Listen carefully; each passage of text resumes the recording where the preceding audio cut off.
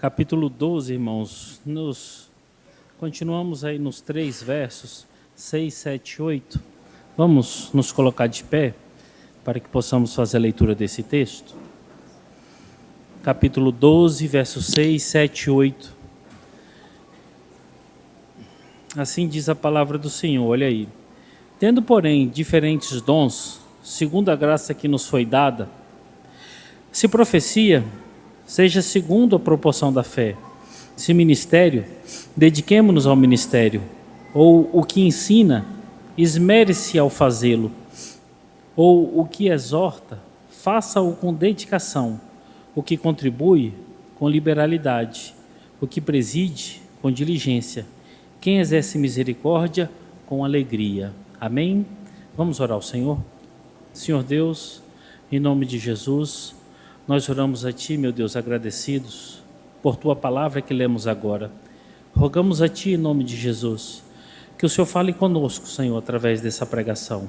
Que essa palavra, Senhor, nos instrua e nos dê capacidade, maior capacidade, para que possamos viver como crentes, entender os Teus desígnios e aprender mais e mais da Tua palavra, para que possamos viver produzindo bons frutos, para a glória do Senhor mesmo. Em nome de Jesus que nós oramos. Amém. Vamos sentar, queridos.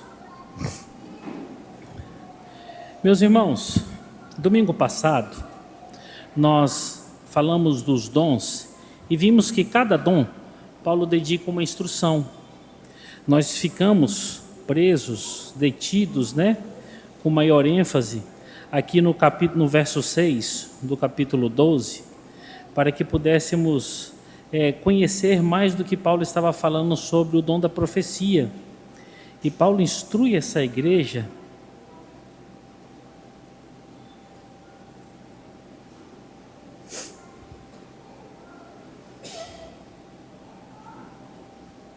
Marcão, você tenta conectar com o Wi-Fi daqui, por favor?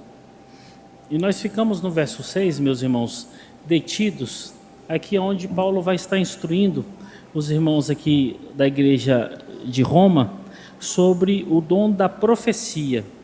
Enquanto o Marcos tenta conectar aqui o meu tablet, eu vou ver se eu consigo aqui pelo celular, para a gente continuar. Amém. Ficamos aqui no verso 6. No verso 6, nós vimos que Paulo instrui essa igreja sobre profecia. E no verso 6 aí, meus irmãos, capítulo 12, verso 6, quando Paulo fala sobre profecia, ele vai falar que a profecia deve ser segundo a proporção da fé. Nós vimos no domingo passado 2 formas de entendimento sobre esse texto. A primeira forma de profecia, a qual nós, que nos identificamos como crentes reformados, acreditamos que a maneira correta de entendermos esse verso, essa instrução de Paulo, é a forma objetiva. E o que seria o entendimento da profecia de uma forma objetiva? É que profecia é o ensino da palavra de Deus e o conteúdo dessa proporção da fé é o conhecimento do Evangelho. Esse é o entendimento objetivo do verso 6, da parte final. Falamos que existe uma segunda forma de profecia, ou uma segunda forma do entendimento sobre esse texto, é a forma subjetiva. A forma subjetiva, irmãos, é entender que profecia é a palavra de Deus que vem do coração do profeta. É aquela que entende-se que está dentro da perspectiva do entendimento do profeta. Está muito relacionado, sabe com o que, irmãos? Com aquilo que entende o profeta que Deus falou com ele naquele momento. Deixa eu trazer um exemplo mais esdrúxulo para que nós possamos entender. Em determinado momento do culto, uma pessoa entende, um profeta entende, um homem ou uma mulher entende que Deus falou com ele sobre determinado assunto. E sobre esse assunto, do que ele conhece da palavra de Deus e daquilo que ele entende do que Deus está falando com ele pode falar de forma grupal, ou seja, em contexto de igreja, ou ele pode usar esse entendimento que ele tem como profecia para tratar de assuntos particulares, individuais. Essa é a forma subjetiva. Essa forma nós, particularmente, acreditamos que esse texto não está condizente com esse tipo de entendimento. Mesmo porque nós vamos nos atentar aqui, irmãos, que domingo passado nós olhamos sobre a demanda do dom que cessou-se.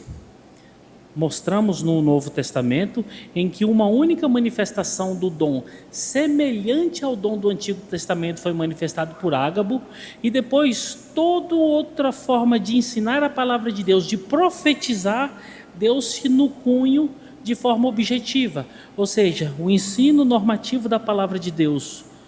Por esse motivo, de forma mais especial, mais detida, nós acreditamos que a forma mais sadia, mais prudente, para que nós possamos entender o que Paulo está falando no verso 6, que profecia é simplesmente o ato de ensinar a palavra de Deus. E qual é o conteúdo?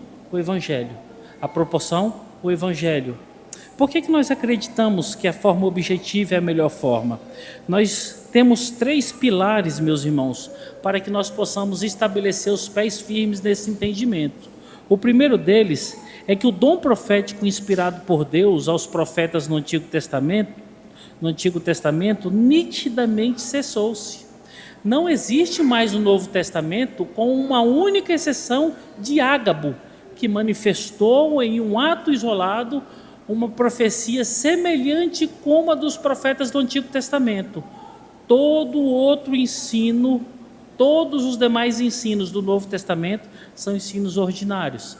A palavra de Deus sendo pregada, examinada, passando por um escrutínio. Esse é o primeiro pilar que nós acreditamos, que não existe mais esse dom da profecia, como existia a profecia do Antigo Testamento, e que o profetizar aqui que Paulo está ensinando para essa igreja é a profecia do ensino, o ensino normativo da palavra de Deus. Tem um segundo pilar, o segundo pilar é esse: os apóstolos são os instrumentos de Deus, chamados e inspirados para doutrinar a igreja do Senhor. E nós vamos observar que desde Mateus até João, fechando ali Apocalipse, Deus levantou homens e falou aos seus ouvidos, aos seus corações, de forma inspirada, para que eles pudessem trazer um conteúdo da palavra, um conteúdo que se tornasse palavra de Deus, que fosse a voz do Senhor. E essa palavra se tornou a palavra da profecia do Senhor, e que está aqui nas nossas mãos. E o terceiro pilar, meus irmãos, é que o dom da profecia no Novo Testamento está ligado ao ensino. Olha isso. O dom da profecia está ligado ao ensino, mas à exortação e ao consolo. O entendimento reformado da palavra de Deus, o entendimento reformado da mensagem do Evangelho, é que nós crentes encontramos consolo, exortação e ensino através da ministração da palavra de Deus. É a palavra de Deus sendo exposta que traz esses atributos ao coração de qualquer crente. São 3 atributos, 3 pilares que fazem com que nós nos apeguemos e coloquemos os nossos pés firmes no chão, no entendimento que o verso 6, profecia, significa isso. Meus irmãos, para que nós fechemos aqui o verso 6, para que nós possamos olhar o verso 7 e ficarmos pelo menos no segundo dom que Paulo ensina para essa igreja, no século I houve o desenvolvimento desse dom.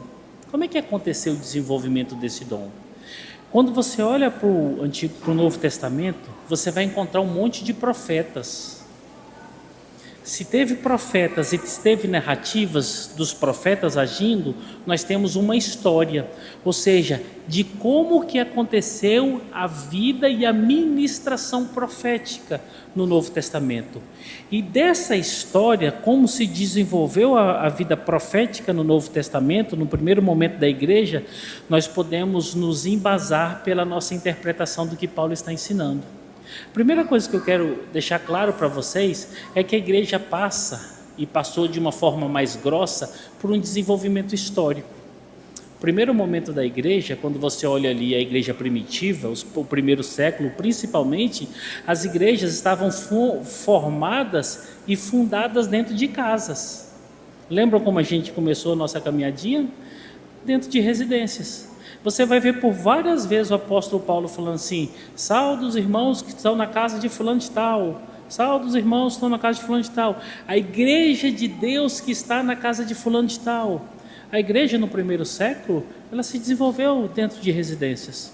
E o que acontece? Com o desenvolvimento da história, a igreja vai tomando um corpo maior e sai desses pequenos grupos. E vai entrando em grandes grupos. E você vai perceber que quem trazia a palavra de ensino, a palavra da pregação, boa parte das vezes eram os profetas. E até Paulo vai instruir como é que os profetas tinham que trazer esse ensino para a igreja. Só que o que acontece? A igreja tomando corpo, crescendo e saindo dos pequenos grupos, aparece um personagem que também é um dom, é um exercício, é um dever do qual Paulo vai normatizar tanto lá em Éfeso quanto em Coríntios, que é o personagem chamado pastor. Com o passar do tempo, o pastor, ele começa a abarcar para ele, na pessoa dele, a responsabilidade de ser profeta. Por quê? Porque quando você olha o termo profecia, a função da profecia é trazer ensino, exortação, consolo. E uma das particularidades do exercício do pastor, dentro da igreja e dentro das suas funções, abarcava tudo isso. A figura do pastor abarca esse personagem e o profeta passa a tomar como figura o pastor da igreja. Hoje, quando você olha para uma igreja como nós, que estamos dentro de um salão, não em residências, até as igrejas que funcionam dentro de casas, quem é o profeta dessa igreja? Pastor. Por quê? Porque é ele que é o responsável por trazer a ministração da palavra de Deus. Isso aconteceu com o passar dos tempos na igreja. Então esse é o primeiro fato que tem que ficar na minha cabeça e na sua cabeça para o entendimento do verso 6. Tem um segundo ponto. O segundo ponto, irmãos, mostra que por diversas vezes aqui no Novo Testamento nós vamos ver os profetas trazendo palavra de Deus para trazer ensino, consolo, exortação e edificação. Pregava-se a palavra de Deus. O primeiro exemplo está em Atos. Abre sua Bíblia em Atos. Atos capítulo 15, verso 31 e verso 32.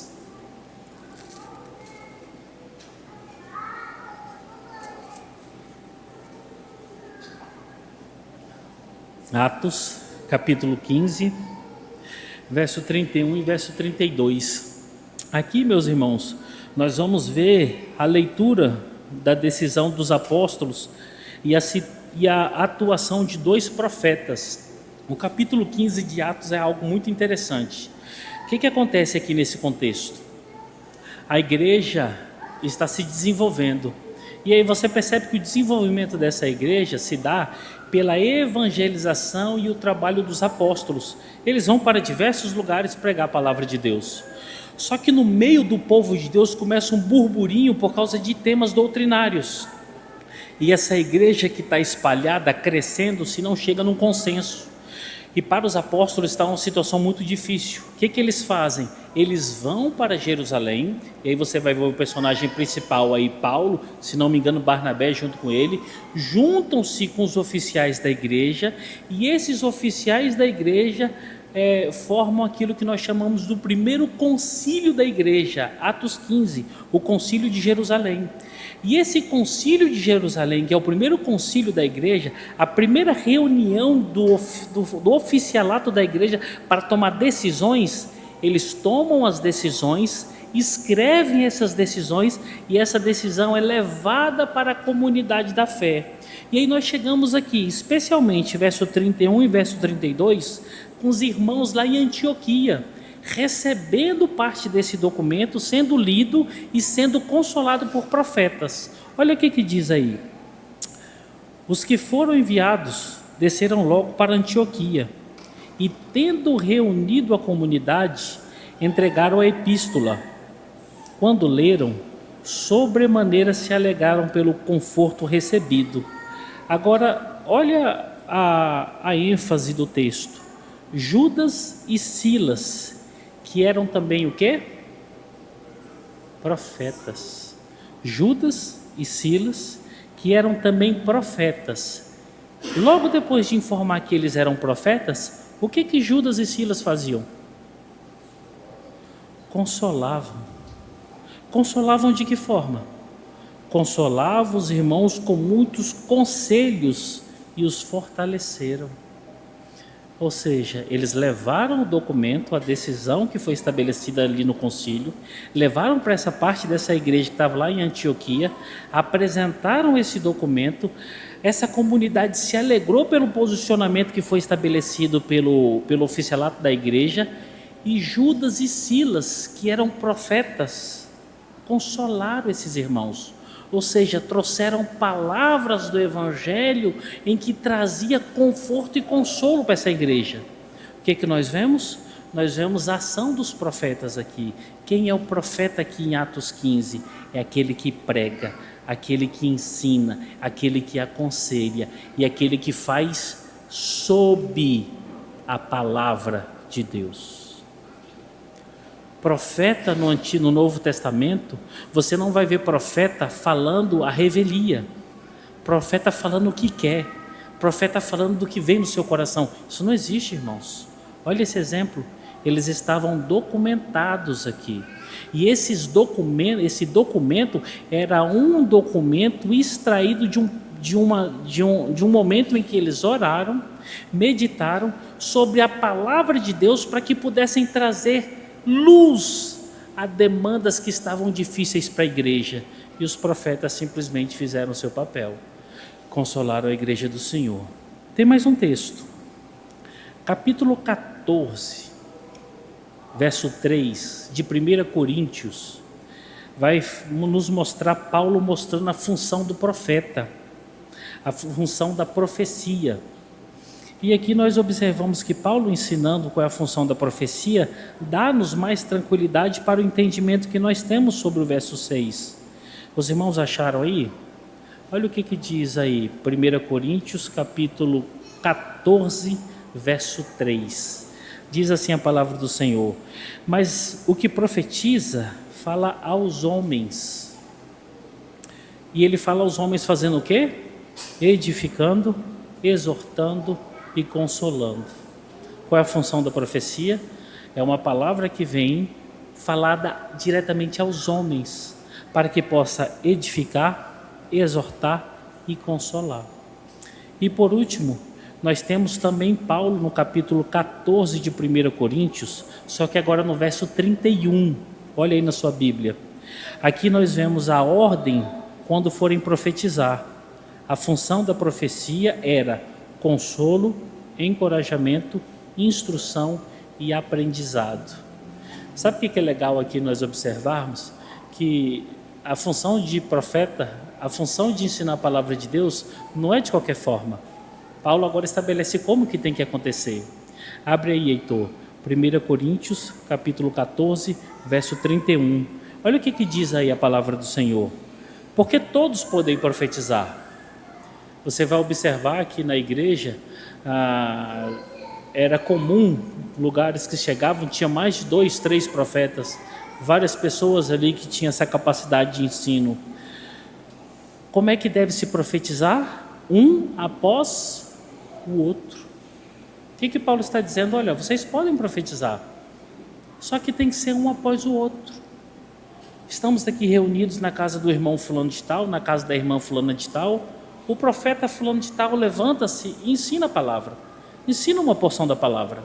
Ele terminou de ensinar, terminou de profetizar, o outro levanta, ensina outra porção da palavra. O outro terminou, o outro levanta, ensina a porção da palavra.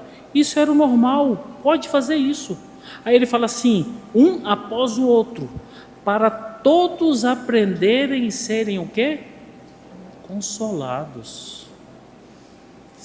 O consolo vem pelo que se aprende, e o que se aprende da palavra de Deus. Consolo não se vem com profecias que evaidecem o coração do homem. Consolo não se vem dizendo que Deus está vendo a sua situação e olha para você. Nós já sabemos que Ele está olhando para a gente. Consolo não se vem você adivinhando o CPF das pessoas. Consolo não se vem você adivinhando a profissão das pessoas. Se vem pelo aprendizado da palavra de Deus. No capítulo 14, verso 31, duas características importantes ficam evidentes para nós. Existe uma ordem. Não se pode exercer profecia de qualquer maneira. Existe uma forma de fazê-lo. Ou seja, a casa é do Senhor, não é da dona Joana, não é da sua sogra, não é do local que você pode chegar e colocar os pés aonde você quer colocar e fazer do jeito que você quer. Paulo está dizendo assim, existe uma ordem. Por quê? Porque tem que haver aprendizado, deve haver crescimento, deve haver edificação, deve haver consolo. É por isso da ordem. E a profecia, ela segue suas funções: aprendizado e consolo. Esse é o poder da palavra de Deus sendo pregada: aprendizado e consolo. Amém, meus irmãos? Por último, aqui no verso 6, depois que Paulo fala assim: tendo, porém, diferentes dons, segundo a graça que nos foi dada, se profecia, seja segundo a proporção da fé. Acreditamos em algo crido e não sentido. Segundo a proporção da fé, quando se tem o entendimento da maneira subjetiva, a proporção da fé é o tamanho da fé daquele que está falando em nome de Deus. Se você tem muita fé que Deus falou contigo, então fale coisas grandiosas. Fale do dia que a pessoa vai morrer. Fale da intimidade da pessoa. Fale do saldo da conta corrente daquela pessoa. Você tem fé? Fale que tal personagem do cenário que você vive vai morrer. Fale que Deus vai dar livramento em tal situação. Fale coisas grandes. É segundo a proporção da sua fé. Ou seja, é algo subjetivo. É algo de que vai depender muito da sua coragem. Você tem relacionamento profundo com Deus?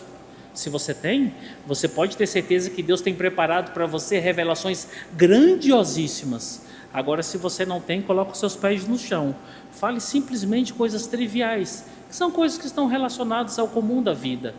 Ou seja, se nós olharmos para essa demanda subjetiva, nós nunca vamos ter um consolo de verdade. Porque a palavra ensinada, a palavra profetizada vai estar segundo a proporção do que está na mente daquela pessoa. Ele vai estar alçando coisas que são relativas à vida das pessoas. Isso não é profecia. Nós acreditamos em algo crido, algo que se aprende, ou seja, é aquilo que se conhece. Podemos dizer que aqui Paulo está tratando de doutrinas, segundo a proporção do que você conhece da palavra do Evangelho. Se é profecia, profetize. Mas profetize segundo o que você conhece da palavra de Deus. Profetize da palavra do Evangelho. Existem textos que são correlatos a isso? Existem dois. Olha aí em Judas. Judas só tem um capítulo, né? É o Judas, o verso 3. Ou Judas 1:3.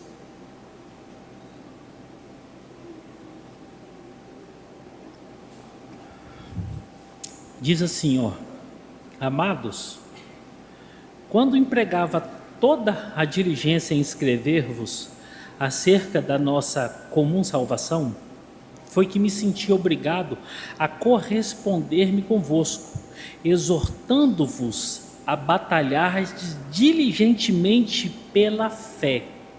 Que fé é essa? É uma fé subjetiva, naquilo que cada um crê de qualquer forma? Não. Pela fé, pelo conjunto de doutrinas, por aquilo que está sendo ensinado, para batalhar diligentemente pela fé que uma vez por todas foi entregue aos santos. Ou seja, vivam diligentemente batalhando pelas doutrinas, pelo evangelho que foi ministrado a vocês, que é essa a vontade do Senhor. Por último, Gálatas 1:23. Gálatas 1:23 diz assim: ouviam somente dizer, aquele que antes nos perseguia, agora prega o que, irmãos? A fé.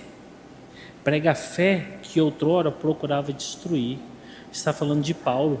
Aquele que procurava nos destruir, prega a fé, ou seja, prega o evangelho de Jesus Cristo. Então, o que nós aprendemos com o primeiro dom? Nós aprendemos que profetizar é ensinar de forma objetiva o evangelho de Jesus. O que nós fazemos dominicalmente? Profetizamos. Aprendemos com a profecia sendo ensinada o evangelho do Senhor Deus aos nossos corações. Longe de nós, irmãos, longe de nós, dependermos de profecias subjetivas. Eu fico com Lutero.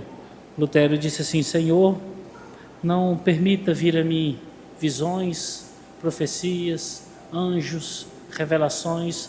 Eu me atento com a Tua palavra, eu me contento com a Tua palavra, porque a Tua palavra me ensina tudo o que eu tenho aqui nesta vida e aquilo que eu vou ter no porvir. Uma igreja sadia, uma igreja sóbria, é uma igreja que medita e depende exclusivamente da palavra de Deus. Exclusivamente da palavra de Deus.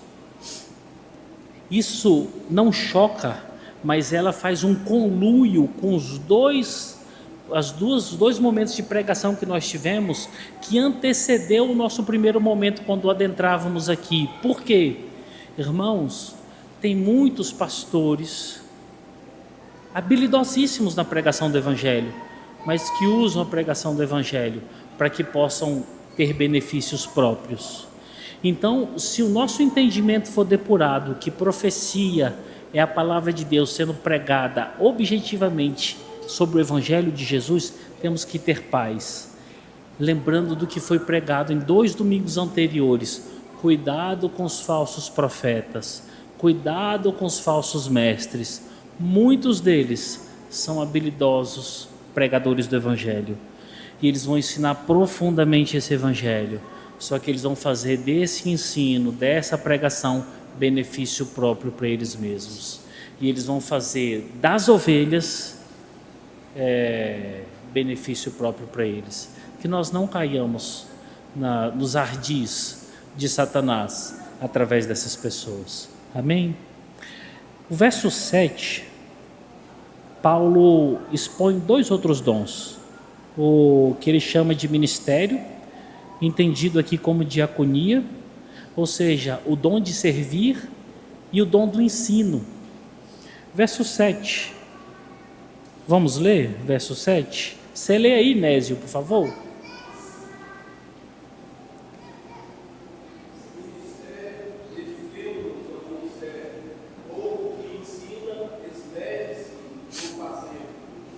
Amém. Simples. E o que nós temos que entender, o que Paulo está ensinando aí, agora no segundo dom, é simples, é o dom de servir. E é simples, mas é tão difícil servir. Você quer ver um exemplo como é difícil e como o ensinamento do servir é um ensinamento marcante? Jesus, quando estava perto de morrer, ele toma os seus discípulos, vai para um ambiente fechado, diz que ele pega uma toalha, coloca no seu colo, e aí o que nós percebemos é que ele lava os pés dos discípulos, e após lavar os pés dos discípulos, ele ensina para ele que está fazendo algo para eles, que simplesmente é isso: eu sou o Senhor e estou servindo. Vocês devem aprender a fazer isso. Olha que ensino bonito e duro. O dom de servir é o dom mais fácil, mas é o dom talvez que nos chama mais atenção e que nos implica com a possibilidade de nos rebaixarmos, para que possamos alcançar alguns objetivos e que possamos alcançar algumas pessoas. Esse é o problema do servir. Quem que quer se rebaixar um pouquinho? Quem quer abrir a mão de um pouco que tem? Quem quer abrir mão de algo que é benefício para si próprio? São poucos, irmãos. Talvez seja um dos dons dentro da igreja que menos se manifesta, porque pouco servimos, pouco estendemos as mãos para as pessoas. É muito triste isso. Nós percebemos uma igreja que pouco serve, uma igreja preocupada consigo mesmo e uma igreja que não se preocupa com as demais pessoas. Nós temos relatos de algumas igrejas que nitidamente, eu falo por conhecer a coisa vista presencialmente, irmãos que não conseguem nem esticar as mãos para cumprimentar um ao outro, irmãos que não conseguem nem se preocupar se perguntando como é que você está.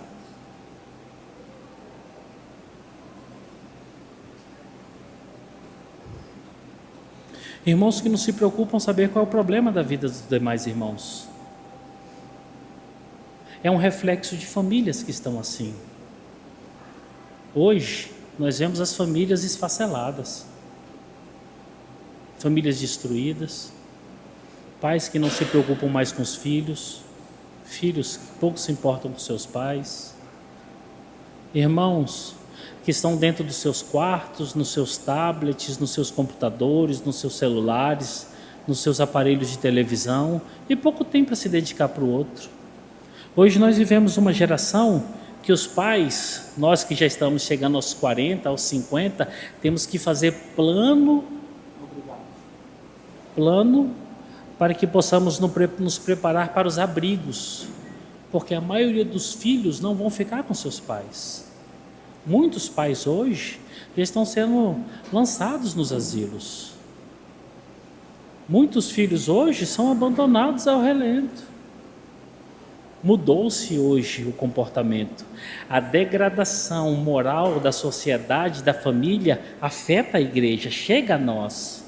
Não sei se vocês lembram, antigamente os nossos pais nos levavam para passeios num parque, nos levavam para alguns ambientes que eram ambientes sociais, mas eram um pouco mais diferentes, eram ambientes mais civilizados.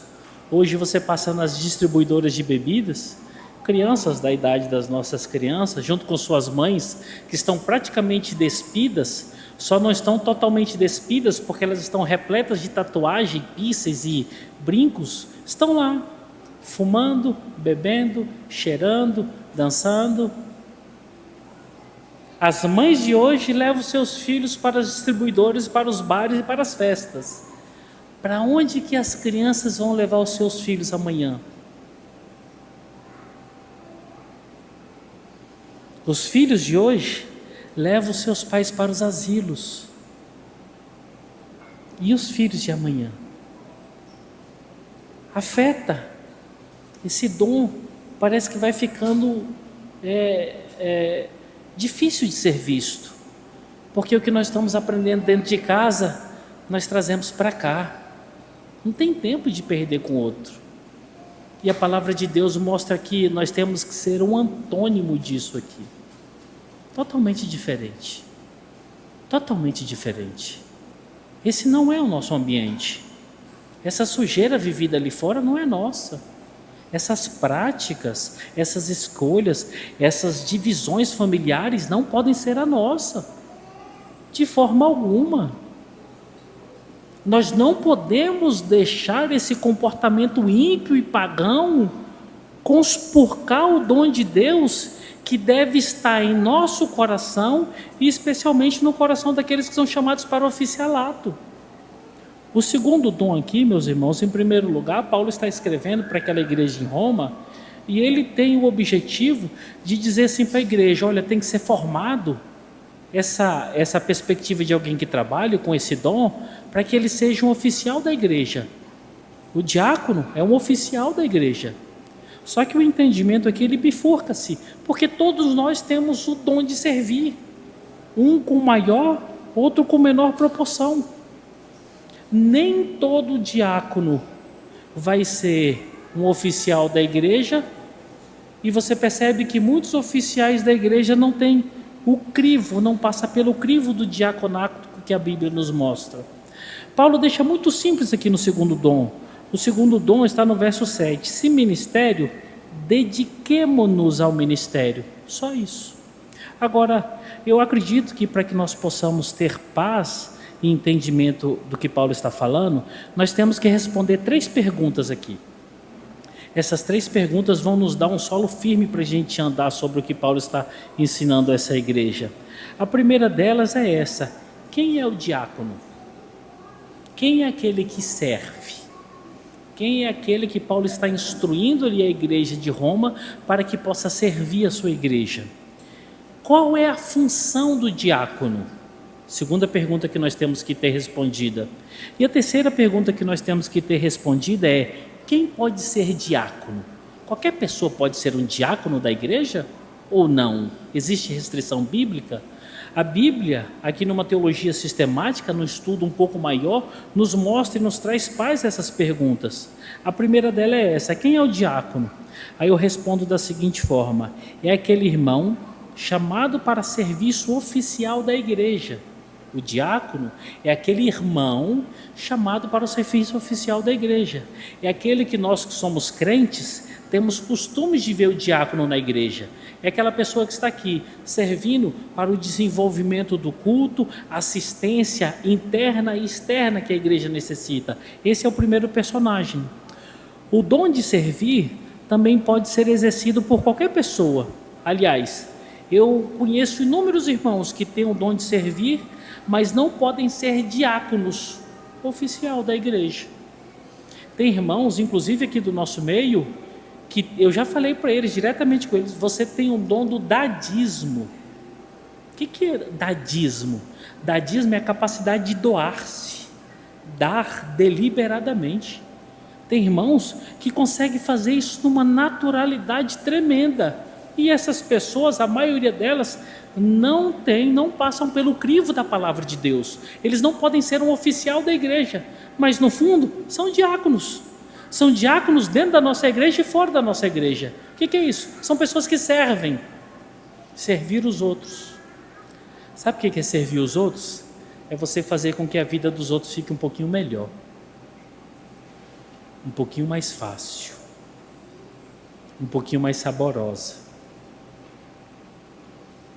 Tive um colega na faculdade, ele e a esposa dele. Hoje ele é pastor, um irmão crente. A esposa dele é muito crente. Eles são duas pessoas que têm esse dom aqui explícito na família toda. Eles são pessoas que saem andando nas igrejas, nos irmãos da igreja, nas pessoas da rua, nas pessoas da sociedade, e aqueles que eles encontram com dificuldade, eles estendem as mãos. Eu não esqueço de um fato. Uma vez a gente estava na aula, ele chegou para mim e falou assim: ô Tiagão, rapaz, eu não tenho nenhum grão de arroz mais na minha casa hoje. Eu tenho que ver se eu passo no mercado ali, se eu consigo comprar. Se o Senhor Deus me abençoar pelo menos para comprar um fardinho de arroz, porque acabou tudo. E eu sabia que ele era uma pessoa que tinha um bom trabalho, tinha os seus recursos. Depois a gente conversando um pouquinho mais, ele disse que eles souberam de uma família da igreja que estava passando uma situação terrível, terrível. E eles pegaram tudo que eles tinham.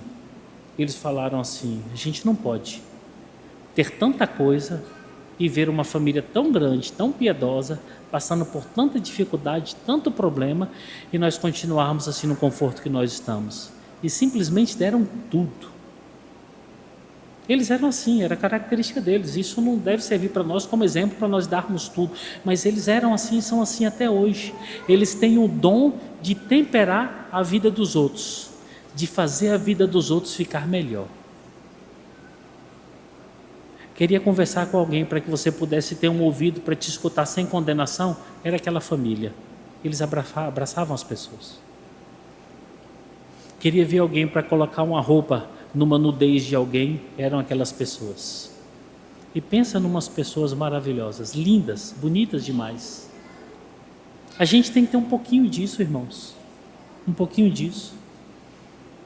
A maioria de nós não foi chamada para o diaconato oficial, mas a maioria de nós certamente foi chamada para temperar a vida dos outros, para deixar um pouquinho mais de cor e esperança para aqueles que não têm, trazer um pouquinho mais de alegria, um pouquinho mais de paz, tirar um pouquinho do fardo das pessoas.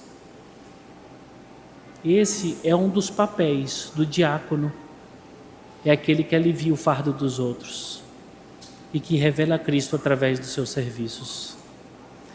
Quem é o diácono oficial da igreja? A Bíblia fala sobre o diácono oficial da igreja. Olha aí na Bíblia de vocês, Atos, capítulo 6, verso 3.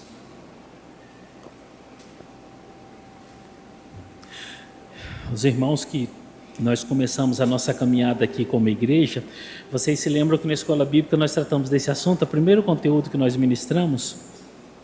Atos, capítulo 6, verso 3. Eu vou ficar aqui só na parte, no iniciozinho do verso, porque entre tudo que está sendo ensinado aqui, é o que eu quero dizer para vocês aqui, quero prestar atenção nesse ponto.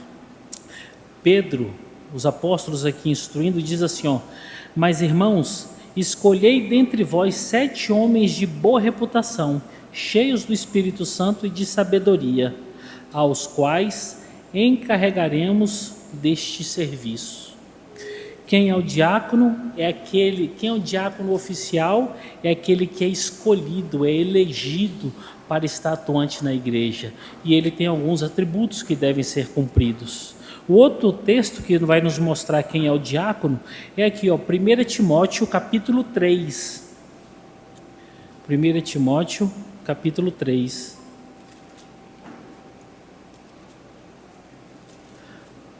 1 Timóteo capítulo 3. Verso 8 ao 10, verso 12 e o verso 13. Olha o que diz aí a palavra do Senhor. Semelhantemente, quanto a diáconos, é necessário que sejam respeitáveis, de uma só palavra, não inclinados a muito vinho, não cobiçosos de sorte da ganância, conservando o ministério da fé com a consciência limpa. Também sejam estes primeiramente experimentados e se mostrem irrepreensíveis, exerçam o diaconato. Verso 12: o diácono seja marido de uma só mulher e governe bem os seus filhos e a própria casa. Verso 13: pois os que desempenham bem o diaconato alcançam para si mesmos justa preeminência e muita intrepidez na fé em Cristo Jesus. Ou seja, esse é o diácono oficial da igreja. Ele está debaixo de um arcabouço de exigência da palavra do Senhor. E qual é a função do diácono? Nós respondemos quem é o diácono da igreja, quais são os atributos ou as características que um irmão deve ter para ser um diácono. Qual é a função do diácono? A função do diácono vai estar descrita aqui, ó, em Atos 6, do verso 1 ao verso 5. Nós lemos lá no verso 3, os apóstolos falando que eles deveriam levantar irmãos para que esses irmãos pudessem servir à mesa. Agora, existe um conteúdo maior aqui no verso 1 ao verso 6, que mostra o porquê que se levantou esse personagem diácono. Qual é a função do diácono? É aquele que atende às necessidades dos irmãos dentro e fora da igreja. Quem é o diácono, irmãos? É aquele que atende às necessidades da igreja, dos irmãos dentro da igreja. O diácono é aquele que é responsável pela organização, pelo desenvolvimento, pela questão ordinária do culto, pelo atendimento das necessidades dos irmãos aqui dentro da igreja. E também é aquele que assiste às mesas dos irmãos que estão fora da igreja, daqueles que estão passando necessidades, problemas, dificuldades. Esse é o diácono. Olha o que vai falar a palavra do Senhor aqui, Lucas escrevendo ela. Ele diz assim, ó, Atos capítulo 6, do verso 1 ao verso 5. Ele diz assim, ó: ora, naqueles dias, multiplicando-se o número dos discípulos, houve murmuração dos helenistas contra os hebreus, porque as viúvas deles estavam sendo esquecidas na distribuição diária. Então, os 12 convocaram a comunidade dos discípulos e disseram: não é razoável que nós abandonemos a palavra de Deus para servir às mesas. Qual é o primeiro ponto que os apóstolos estão falando? Nós precisamos de uma mão de obra. Por quê? Porque nós não podemos, os apóstolos, parar o que nós estamos fazendo para atender às necessidades da igreja. A função do diácono, em primeiro lugar, aqui no verso 2, é atender a necessidade da igreja. E aí agora os apóstolos continuam: mas, irmãos, escolhei dentre vós 7 homens de boa reputação, cheios do espírito e de sabedoria, aos quais encarregaremos deste serviço. E quanto a nós, nos consagraremos à oração e ao ministério da palavra. O parecer agradou a toda a comunidade, e elegeram Estevão, homem cheio de fé e do Espírito Santo, Filipe, Procoro, Nicanor, Timão, Parmênias, Nicolau, prosélito de Antioquia. Esses foram os irmãos que foram escolhidos, homens cheios do Espírito Santo e de sabedoria, para atender às necessidades da igreja. Então nós temos aqui a segunda questão respondida. Qual é a função do diácono? Atender às necessidades da igreja e fora da igreja. Agora, por último, irmãos, quem que pode ser um diácono? Qualquer um pode ser um diácono oficial da igreja? Não. Para que você possa ser um oficial da igreja, para que você possa exercer esse dom que Paulo está ensinando nessa igreja em Roma, e para que você possa estar dentro da igreja exercendo, o cargo oficial da igreja tem os seus crivos. E aí nós observamos nesses mesmos textos qual é o crivo. Atos 6:3 diz assim, nós temos que escolher irmãos. Esses irmãos têm que ser o quê? De boa reputação. Olha aí, uma pessoa que tenha boa reputação. Segundo, cheios do Espírito Santo. Devem ser crentes de verdades, cheios do Espírito e de sabedoria. Esses são os atributos que nós vemos em Atos. Agora Timóteo, capítulo 3, ele vai trazer mais alguns atributos. E aqui em Timóteo a coisa fica difícil. Sabe por quê, irmãos? Timóteo é uma das cartas pastorais. No meio pastoral, quando a gente conversa entre pastores, entre os oficiais da igreja, quando a gente trata aqui do assunto das cartas pastorais e do crivo que Paulo impõe aos oficiais da igreja, é muito pesado. O crivo paulino aqui é muito pesado. Não é qualquer um que pode ser oficial da igreja. Por quê? Porque se você não tiver isso aqui, está descartado. É por isso que hoje é simples você chegar numa igreja e entender o primeiro passo de compreender onde que eu estou congregando. Por que é simples? Aqui está o primeiro requisito que você olha e com o passar do tempo você entende se você pode ou não continuar nessa congregação. Por quê? Se os oficiais da igreja não passam pelo crivo de Timóteo, você não está numa igreja bíblica. Aquilo ali é qualquer coisa, menos uma igreja do Senhor. Aquilo ali é qualquer ambiente, menos uma igreja de Cristo. Por quê? Os oficiais estão conspurcando a palavra com suas vidas sujas. E olha aqui o crivo do diácono. Olha o que vai dizer. Aí você olha aí no livro de 1 Timóteo, no capítulo 3. Essas exigências estão aí no verso 8, verso 10 e verso 12. Boa reputação, respeitáveis, de uma só palavra, não inclinados a muito vinho, não inclinados à sorte da ganância, consciência limpa, experimentados, ou seja, pessoas experientes, pessoas com uma conduta de vida irrepreensível, marido de uma só mulher, e que governe bem os seus filhos e sua casa. Essas exigências estão tanto nos diáconos como nos presbíteros. Aquele presbítero, aquele diácono que não tem esses atributos, ele não pode ser oficial da casa do Senhor. Ou seja, ser um diácono oficial na igreja tem que ter isso aqui. Se não tiver isso aqui, irmãos. Agora é claro, tem alguém entre nós, aí eu falo dos oficiais, entre eu e os que são oficiais da igreja, e todos, tem alguém que é 100% disso aqui? Não. É impossível, irmãos. Impossível.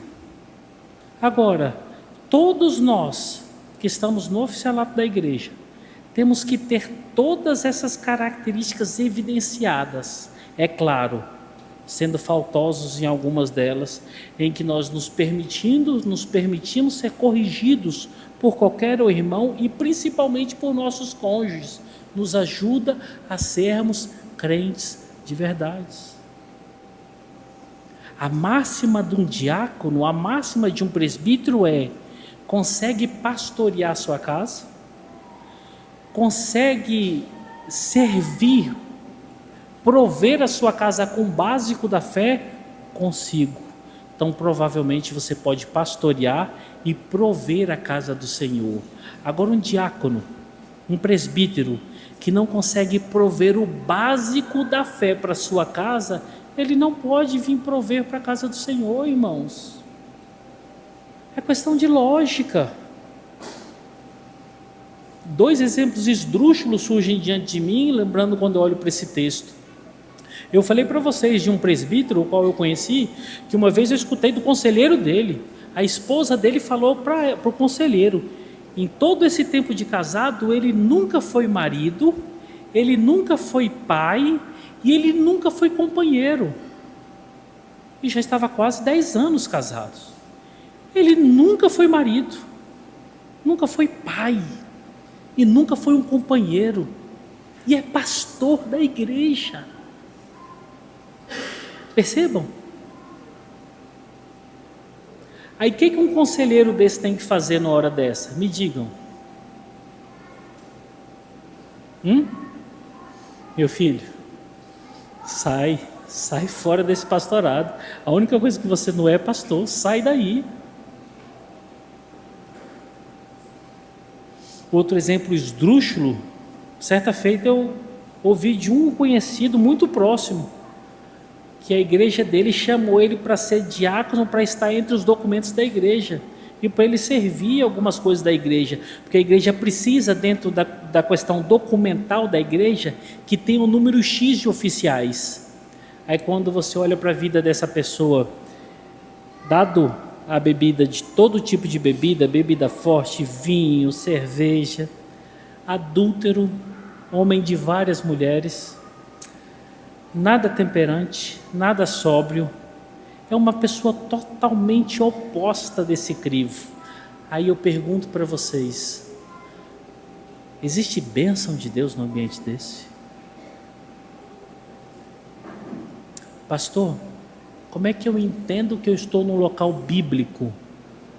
Não é pela palavra que está sendo pregada somente, não é pelas músicas que estão sendo cantadas, não é pela irmandade e pela vida piedosa que se vê nas igrejas, mas é pela vida dos oficiais da sua igreja. Vá ver a vida dos oficiais da igreja. Se não estiver dentro desse crivo, irmão, corra, não é igreja do Senhor, é qualquer coisa, menos igreja do Senhor.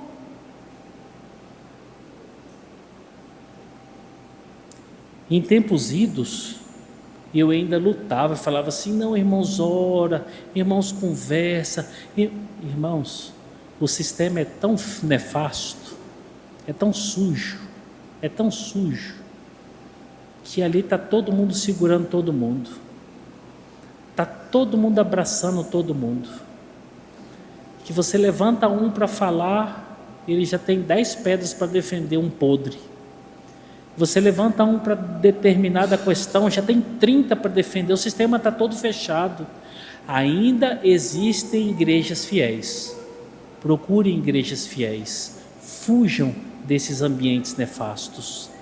E por último, queridos, o dom do diaconato, ele pode ser exercido por qualquer pessoa. E aqui nós saímos do diaconato no serviço oficial. É o servir. Servir irmãos dentro da igreja, ser mão de obra para o desenvolvimento do culto, para o desenvolvimento dos ministérios, ser bênção de Deus para os irmãos fora da igreja, ser bênção de Deus para os necessitados que estão aí fora, atender os pedintes, os transeuntes, qualquer um pode ser isso. A palavra de Deus tem 2 exemplos, um está meio fora do contexto, porque a nossa irmãzinha lá, ela errou bastante, mas ela foi corrigida pelo nosso mestre.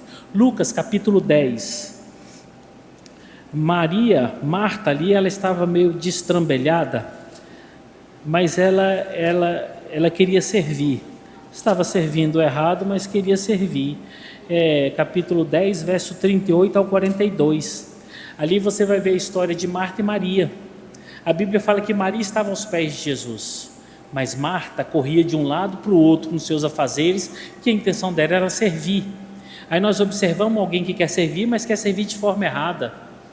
O que isso nos ensina? Existem outros exemplos de servidão, mas o primeiro exemplo que nós estamos vendo aqui é alguém que quer servir, mas quer servir de forma errada. Então o que nós temos que entender? Eu posso servir, eu fui chamado para servir, eu fui chamado para esse ministério, não oficial, mas fui. Como é que eu tenho que fazer? Da forma correta. A primeira coisa que eu aprendo com Marta aqui é que eu não devo passar na frente da palavra de Deus. Eu devo ter os meus limites, eu devo ter prioridades, eu não devo colocar acima do evangelho ajuda deliberada para irmãos dentro da igreja ou para outras pessoas do mundo.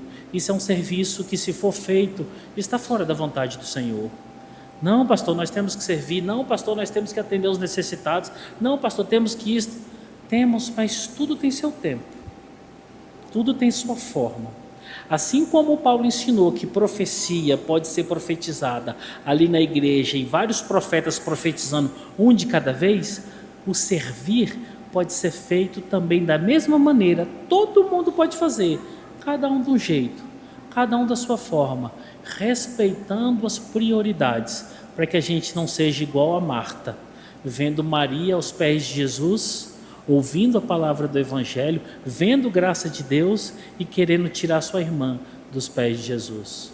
Muitas das vezes, nós que temos alguns dons, queremos tirar pessoas dos pés de Jesus porque acreditamos que o nosso dom deve ser evidenciado. Tem nada a ver isso. Tem nada a ver isso. Eu que tenho que falar, eu que tenho que ensinar, eu que tenho que cantar, eu que tenho que fazer. Não, irmãos, nada disso. Quando o dom do servir está no nosso coração, o outro sempre vai estar em primeiro lugar, ausente de qualquer evidenciação. Nossa, quem ajudou foi o irmão Marcos, irmão crente. Nossa, irmão Marcos é um caridoso. Não, quem ajudou foi o irmão Júlio. Nossa, irmão Júlio, se não fosse o irmão Júlio, situação daquela família, quem ajudou foi a irmã Anne. Não, irmãos, se você ajuda, cala sua boca, fica quietinho, que ninguém saiba o que você está fazendo. A Bíblia recomenda que uma mão não precisa saber do que a outra está fazendo. Fica quieto, faça em silêncio, tempere a vida dos outros e deixe que as pessoas experimentem a delícia da vida, não pelo seu nome, mas por dar graças a Deus. Faça com que as pessoas possam ver as coisas coloridas, não em preto e branco, mas que simplesmente elas percebam pela graça de Deus. Mais nada, irmãos, só isso. E por último, nós temos uma irmã que exerce esse dom, que está lá em Romanos 16:1. Olha aí, Romanos 16:1. Romanos 16:1 mostra uma irmã servindo, ministrando. O contexto do Novo Testamento não existem mulheres em cargo oficial de diaconia. Aqui, por causa dessa irmã, por causa desse texto, tem um debate enorme nas Escrituras, enorme na teologia, aliás. Mas nós temos paz no entendimento que não existe diaconisas. O termo diaconisa que se encontra sobre mulheres são mulheres que exercem o papel de servir deliberadamente, e é o que essa irmã está fazendo. Olha só, recomendo-vos a nossa irmã Febe, que está servindo a igreja de Sencreia. Temos uma irmã servindo. Que esses exemplos cheguem ao coração de vocês. Aqueles irmãos que são chamados ao diaconato, ao oficialato, exerçam o seu dom. E vocês que são chamados para servir, em maior proporção, em menor proporção, todos nós fomos chamados para ajudar, para estender as mãos e para sermos bênçãos do Senhor. Amém? Vamos fechar os nossos olhos? Vamos orar ao nosso Deus? Senhor Deus, em nome de Jesus, Nós oramos a Ti, meu Pai, agradecidos por Tua palavra, agradecidos, Senhor, por termos aprendido o que é profecia e o que é servir ao Senhor, estendendo as mãos para aqueles que necessitam. Ajuda-nos, Senhor, diante dessas responsabilidades, que nós possamos ser bênção do Senhor para os irmãos, os domésticos da fé e para esse mundo que está perdido. Que nós sejamos, Senhor, vistos como sal dessa terra e luz desse mundo. Que só o Senhor seja glorificado e visto, Pai. Livra-nos das vaidades. Livra-nos, Senhor, de todo tropeço e de toda evidenciação, Pai, para que só o Senhor seja visto, reconhecido e glorificado. Em nome de Jesus nós oramos. Amém.